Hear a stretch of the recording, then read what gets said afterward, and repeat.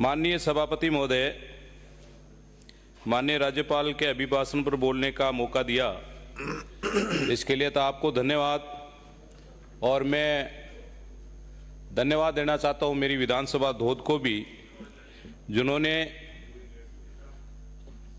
मेरे पे आशीर्वाद दिया और इस सदन में बोलने का मौका मेरी धौद की जनता ने दिया। और धन्यवाद देना चाहेंगे पूरी राजस्थान की जनता को भी, जिन्होंने हम सबको आशीर्वाद दिया और भारतीय जनता पार्टी की सरकार की बनी। वैसे तो माननीय सभापति महोदय,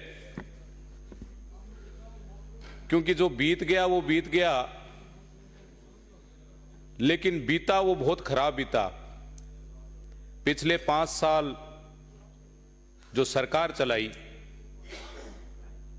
और उसमें जिस प्रकार से जनता के साथ में जो छलावा किया, जो धोखा किया, मैं सोचता हूं कि वो 5 साल इस राजस्थान की जनता के लिए एक काले अध्याय के रूप में ही माना जाएगा। क्योंकि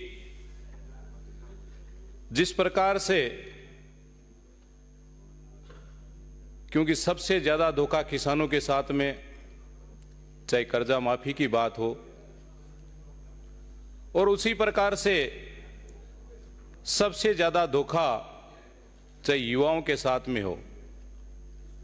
क्योंकि जब एक गरीब का बच्चा जब अपना गांव छोड़कर दूसरी जगह पढ़ने के लिए जाता है, चाहे वो जयपुर आता है, चाहे दिल्ली जाता है, और जब परीक्षा पास में आती और परीक्षा देने के लिए जब वो अपने निर्धारित स्थान पर पहुंचता, तो वहां पर गेट पे ही सूचना मिलती कि पेपर आउट हो गया, पेपर लीक हो गया। और एक बार नहीं 19 बार ऐसे पेपर आउट हुआ है, पेपर लीक हुए हैं। और यही कारण रहा है कि इसीलिए ये अपनी सरकार को गंवा बैठे।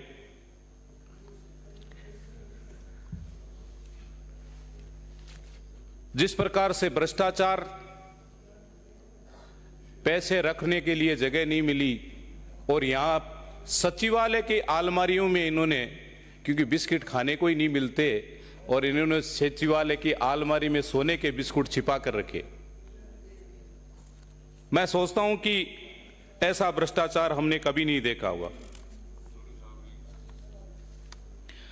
जिस प्रकार से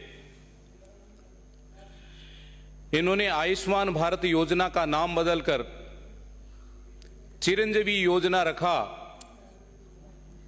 और उस चिरंजीवी योजना में भी कोई भी सरकार यदि अपनी जनता को लाभ देना चाहती है, तो कम से कम ये तो सोचे कि भाई 6 महीने पहले या 7 महीने पहले तो शुरू नहीं करे। और जाते जाते जब इन्होंने कहा कि हम 25 लाख रुपए, माननीय सदस्य बात नहीं करे, चिरंजीवी योजना के अंतर्गत उस रोगी का इलाज कराएंगे, केवल 25 लाख की घोषणा एक झूठी बात साबित हुई। और इसमें भी इन्होंने जो 10 फरवरी 2023 को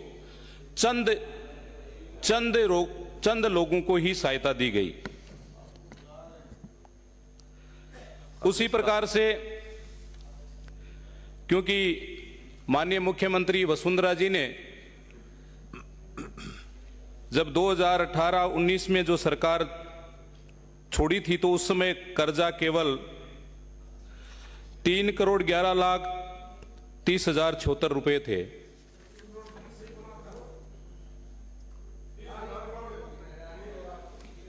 तीन लाख मैं देख के बोल रहा हूं, जो लिखा हुआ वही बोल रहा हूं। लेकिन आपने जो किया वो इसमें 5,79,000 करोड़ रुपए आपने छोड़े कर्जे के। और जब उस समय हमारी सरकार थी तो उन्होंने केवल 40,300 रुपए प्रति व्यक्ति था कर्जा, और आपने छोड़ा तो उस समय 70,800 रुपए हो गए।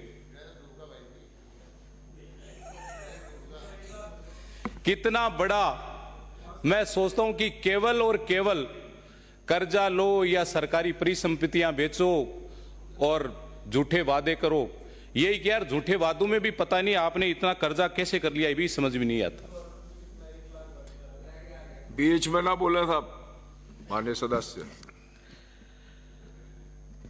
मैं सोचता हूं कि जिस प्रकार से कांग्रेस सरकार ने इस राजस्थान का भट्ठा बैठाया है, वो कई सालों तक आपको माफ भी नहीं करेगा। हमारी सरकार ने जिस प्रकार से हमने घोषणा पत्र बनाया था और जो हमारा संकल्प पत्र था, उस संकल्प पत्र के आधार पर ही जैसे ही हमारी सरकार बनी तो हम सबसे पहले 450 रुपए में गैस सिलेंडर देने का माननीय मुख्यमंत्री जी ने वादा निभाया। इसके लिए हम उनको धन्यवाद देते हैं और धन्यवाद इसलिए भी देते हैं कि जो किसान सम्मान निधि के द्वारा 6,000 रुपए मिलते थे, अब आने वाले समय में वो 12,000 रुपए किसानों को मिलेंगे। माननीय सभापति महोदय, जिस प्रकार से विकसित भारत संकल्प यात्रा और माननीय मोदी जी का विजन कि 2047 तक ये भारत विकसित राष्ट्र बने, और उस संकल्प को पूरा करने के लिए हमारे 17 विभाग जनता के बीच में जा रहे हैं और जनता में जिस प्रकार से गरीब, असहाय, पीड़ित या मकान रहित जो भी व्यक्ति वंचित है, उन सब लोगों को 17 विभागों के द्वारा जन कल्याणकारी योजनाओं के द्वारा भारत सरकार और राजस्थान सरकार ये अभियान चला रही है। माननीय सभापति महोदय, मैं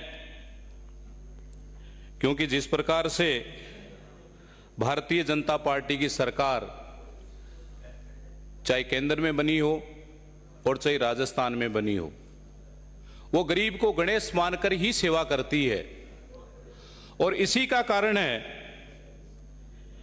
कि माननीय हमारे देश के यशस्वी प्रधानमंत्री ने भी जो पीएम विश्वकर्मा योजना चलाई है, उसमें भी, क्योंकि ये इसलिए है कि विकसित भारत संकल्प यात्रा में 15,000 से लेकर और 3 लाख रुपए तक की सहायता या ऋण दिया जाता है।